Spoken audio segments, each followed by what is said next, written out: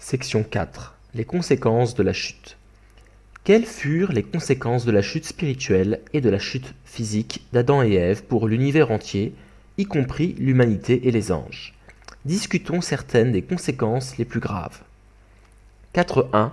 Satan et l'humanité déchue. Satan est le nom donné à l'archange Lucifer après sa chute. Quand nos premiers ancêtres chutèrent, ils se retrouvèrent sous l'emprise de Lucifer par des liens de sang. Ils formèrent un fondement de 4 positions sous le joug de Satan, et ainsi tous les êtres humains devinrent des enfants de Satan. C'est pourquoi Jésus disait à la foule, « Vous êtes du diable votre père », et encore, « Engeance de vipère ». Paul écrivait, « Et non pas elle, la création seule, nous-mêmes qui possédons les prémices de l'esprit, nous gémissons nous aussi intérieurement dans l'attente de la rédemption de notre corps », indiquant que nous attendons l'adoption filiale et que personne n'appartient au lignage de Dieu. Au contraire, à cause de la chute de nos premiers ancêtres, les êtres humains appartiennent au lignage de Satan. Si Adam et Ève avaient atteint la pleine maturité et bâti un fondement de 4 positions ayant Dieu pour centre, le monde de la souveraineté de Dieu aurait été réalisé en ce temps-là. Mais, encore immatures, ils chutèrent et formèrent un fondement de 4 positions ayant Satan pour centre. Par conséquent, ce monde s'est retrouvé sous la domination de Satan. C'est pourquoi la Bible appelle Satan le prince de ce monde et le Dieu de ce monde. Satan, après être parvenu à dominer les êtres humains qui étaient destinés à être les seigneurs de la création, réussit également à dominer toute chose dans l'univers. Par conséquent, il est écrit « Car la création en attente aspire à la révélation des fils de Dieu. Nous le savons en effet, toute la création jusqu'à ce jour gémit en travail d'enfantement. » Ces versets décrivent l'agonie de la création sous la domination de Satan, alors qu'elle se languit de l'apparition d'êtres humains non déchus, ayant parfait leur nature originelle. Elle se languit du jour où ils pourront vaincre Satan et la diriger avec amour. 4.2. Les activités de Satan dans la société humaine. Comme il le fit avec Job, Satan ne cesse d'accuser tous les êtres humains devant Dieu pour les attirer en enfer. Toutefois, même Satan ne peut perpétrer ses mauvaises actions à moins de trouver un partenaire objet avec lequel former une base commune et engager une action de donner et recevoir. Les partenaires objets de Satan sont les esprits mauvais dans le monde spirituel. Les partenaires objets de ces esprits mauvais sont les personnes spirituelles des êtres humains mauvais sur la terre, et ces personnes spirituelles mauvaises se servent de leurs personnes physiques comme instruments pour accomplir leurs œuvres mauvaises. Par conséquent, le pouvoir de Satan, relayé par les esprits mauvais, se manifeste dans les activités des personnes sur terre. Par exemple, Satan entra en Judas Iscariote, et une fois Jésus traita Pierre de Satan. Dans la Bible, les esprits des mauvaises personnes sur terre sont associés aux anges du diable. Le royaume de Dieu sur la terre est un monde restauré dans lequel Satan ne peut plus exercer la moindre activité. Pour bâtir un tel monde, il faut que le genre humain tout entier élimine la base commune avec Satan, rétablisse la base commune avec Dieu et entreprenne une action de donner et recevoir avec lui. Il est prophétisé que, dans les derniers jours, Dieu maintiendra Satan dans l'abîme. Cela signifie que Satan sera totalement incapable d'agir, puisqu'il ne trouvera plus aucun partenaire auquel s'associer. Pour pouvoir éliminer notre base commune avec Satan et être en mesure de le juger, nous devons connaître son identité, son crime, et l'accuser devant Dieu. Toutefois, Dieu donna la liberté aux êtres humains et aux anges. Il ne peut donc les forcer à se restaurer. Les êtres humains doivent, de leur plein gré, amener Satan à une soumission volontaire en observant la parole de Dieu par l'accomplissement de leurs responsabilités. C'est seulement de cette façon que nous pouvons être restaurés dans l'idéal originel voulu par Dieu au moment de la création. Parce que Dieu conduit sa providence selon ce principe, l'histoire de la providence de la restauration a connu des prolongements répétés. 4.3. Le bien et le mal du point de vue du but. Nous avons déjà défini le bien et le mal. Examinons maintenant la nature du bien et celle du mal en fonction du but. Si Adam et Ève s'étaient aimés selon le dessein de Dieu et avaient formé un fondement de 4 positions ayant Dieu pour centre, ils auraient établi un monde de bonté. Mais quand ils s'aimèrent avec un but contraire au dessein de Dieu, et établirent un fondement de 4 positions ayant Satan pour centre, ils en vinrent à créer un monde mauvais. La démonstration est claire. Les éléments ou actes bons et mauvais ont beau revêtir la même forme, leur vraie nature peut être discernée par leurs fruits. Les fruits qu'ils produisent sont le reflet des buts divergents qu'ils poursuivent. De nombreux exemples de traits de la nature humaine perçus d'ordinaire comme mauvais se révèlent en fait être bons si leur but est orienté vers la volonté de Dieu. Prenons l'exemple du désir. Le désir que l'on associe souvent au péché est en fait un don de Dieu. La joie est le but de la création, et la joie ne peut être atteinte que lorsque le désir est comblé. Si nous n'avions aucun désir, nous n'éprouverions jamais de joie. Si nous n'avions aucun désir, nous n'aurions aucune aspiration à recevoir l'amour de Dieu, à vivre, à accomplir de bonnes actions ou à nous améliorer. Sans désir, par conséquent, ni le but de Dieu pour la création, ni la providence de la restauration ne pourraient s'accomplir. Une société humaine ordonnée, harmonieuse et florissante serait impossible. Faisant partie de notre nature divine, les désirs sont bons quand ils portent des fruits selon la volonté de Dieu, et ils sont mauvais quand ils portent des fruits selon la volonté de Satan. Nous pouvons en déduire que même le monde du mal sera restauré en un monde du bien et deviendra le royaume de Dieu sur la terre s'il change sa direction et son but selon les instructions du Christ.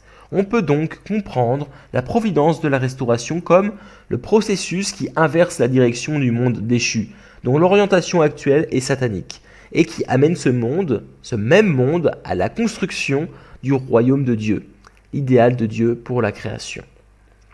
Tout critère du bien établi au cours de la providence de la restauration ne peut être absolu. Il ne peut qu'être relatif. À tout moment de l'histoire, se conformer aux doctrines émanant des autorités en place est considéré comme bon, alors que les actions qui s'y opposent sont perçues comme mauvaises.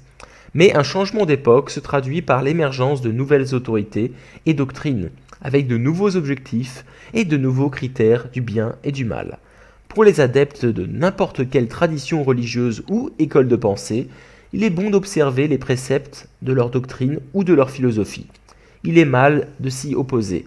Mais chaque fois qu'une doctrine ou une philosophie connaît une réforme, ces critères du bien et du mal évoluent aussi en fonction des nouveaux objectifs. De même, si un adepte se convertit à une religion ou à une école de pensée différente, ses buts et ses critères du bien et du mal en sont naturellement modifiés. Conflits et révolutions ne cessent d'accabler la société humaine, principalement à cause des changements permanents dans les critères du bien et du mal, dus au fait que les gens poursuivent des buts divergents. Cependant, à travers les cycles sans fin de conflits et de révolutions de l'histoire humaine, les êtres humains ont recherché le bien absolu désiré par leur âme originelle. Tant que les êtres humains poursuivront ce but absolu, la société humaine déchue subira sans cesse des conflits et des révolutions, jusqu'à ce que l'on parvienne enfin à instaurer le monde du bien. Le critère du bien demeurera relatif aussi longtemps que le cours de la restauration se poursuivra. Une fois que la terre sera débarrassée de la domination de Satan, alors Dieu, l'être éternel et absolu qui transcende le temps et l'espace, établira sa souveraineté et sa vérité. Ce jour-là, la vérité de Dieu sera absolue, et donc le but qu'elle sert et le critère du bien qu'elle détermine seront tous deux absolus. Cette vérité universelle et globale sera solidement établie par le Christ à son second avènement. 4.4. Les œuvres des bons et des mauvais esprits. Nous parlons de bons esprits en général pour désigner Dieu, les esprits du côté de Dieu et les anges bons. On utilise le terme générique mauvais esprit pour Satan, les esprits de son camp et les anges mauvais. Les œuvres des bons et des mauvais esprits, comme dans le cas des bonnes et mauvaises actions en général, se ressemblent au début, mais poursuivent des buts contradictoires. À la longue, les œuvres d'un bon esprit feront croître chez le sujet un sentiment de paix et de justice, améliorant même sa santé. Les œuvres des esprits mauvais, au contraire, l'amèneront graduellement à une anxiété, une peur et un égoïsme grandissant, allant jusqu'à détériorer sa santé. Il peut être difficile pour quelqu'un qui ignore le principe de discerner les œuvres des esprits, mais en définitive, souvent de façon tardive, on reconnaît la nature des esprits par les fruits qu'ils portent. Puisqu'une personne déchue se tient dans la position médiane entre Dieu et Satan et a des liens entre les deux, les œuvres d'un bon esprit peuvent être accompagnées d'influences subtiles d'un esprit mauvais. Dans d'autres cas, des phénomènes qui sont au début des œuvres des esprits du mal peuvent au fil du temps prendre part au travail des esprits du bien. Discerner les esprits s'avère donc très difficile pour ceux qui ne connaissent pas le principe. Il est vraiment navrant que maintes autorités religieuses, dans leur ignorance, condamnent les œuvres des esprits du bien en les mettant dans la même catégorie que celles des esprits du mal. Cela peut les placer involontairement en porte-à-faux par rapport à la volonté de Dieu. Dans la période actuelle, les phénomènes spirituels sont de plus en plus répandus.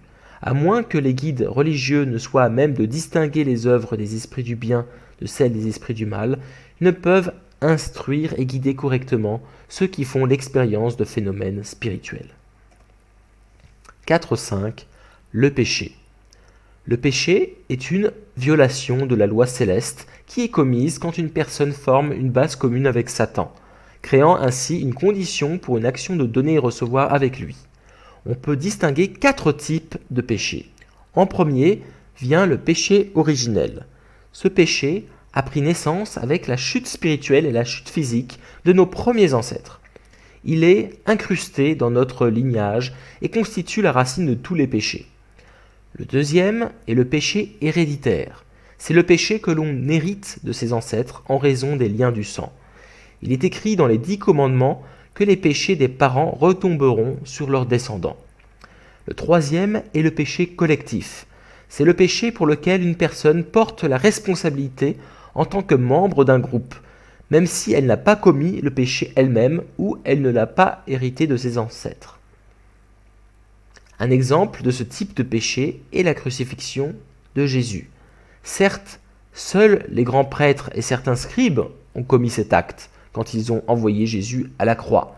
Mais le peuple juif et l'humanité tout entière ont porté ensemble la responsabilité de ce péché.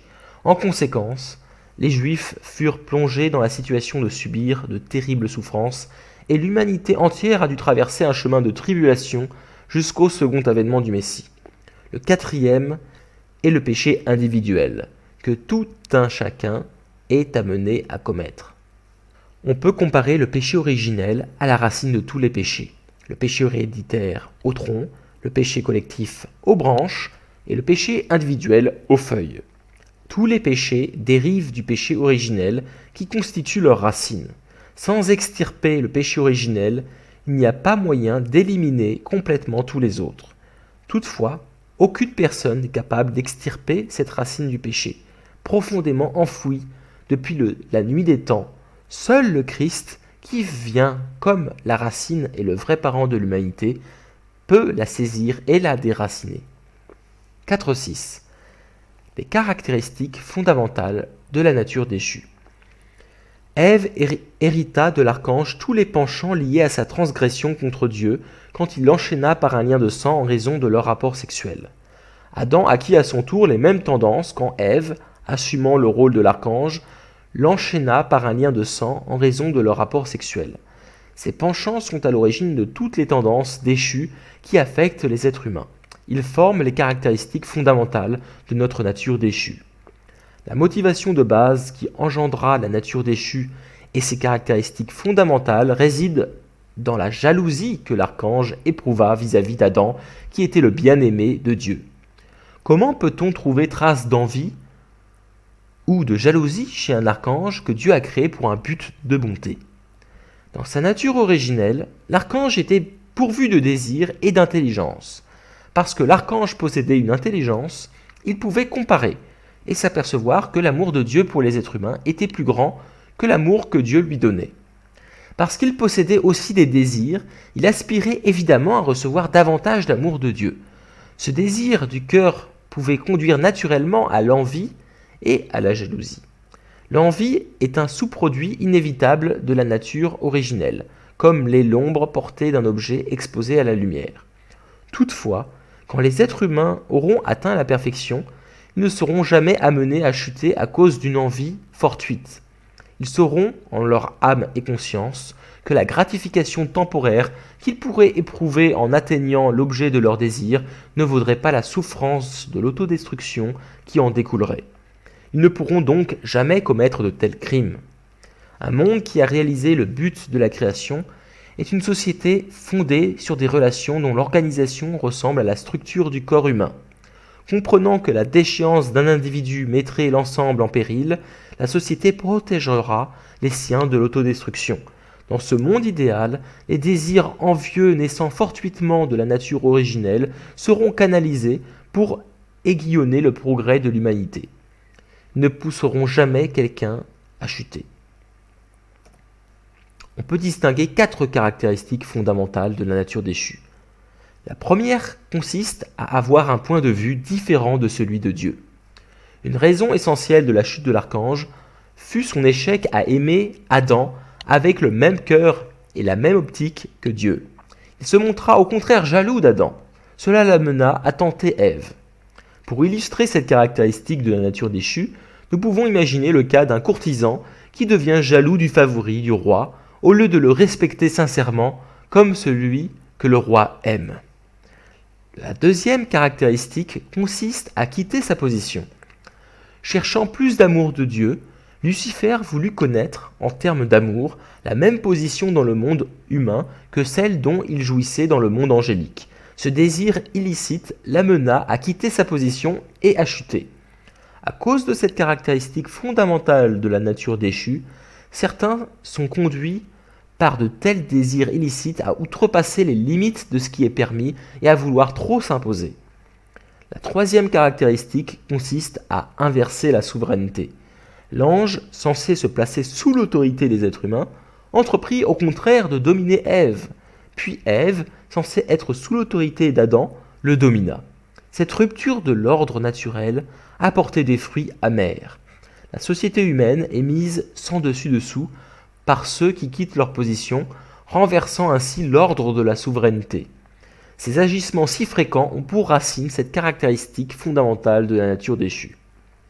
La quatrième caractéristique consiste à multiplier le mal. Après sa chute, si Ève n'avait pas répété son péché en séduisant Adam, celui-ci serait demeuré intègre. La restauration d'Ève seule aurait été relativement aisée.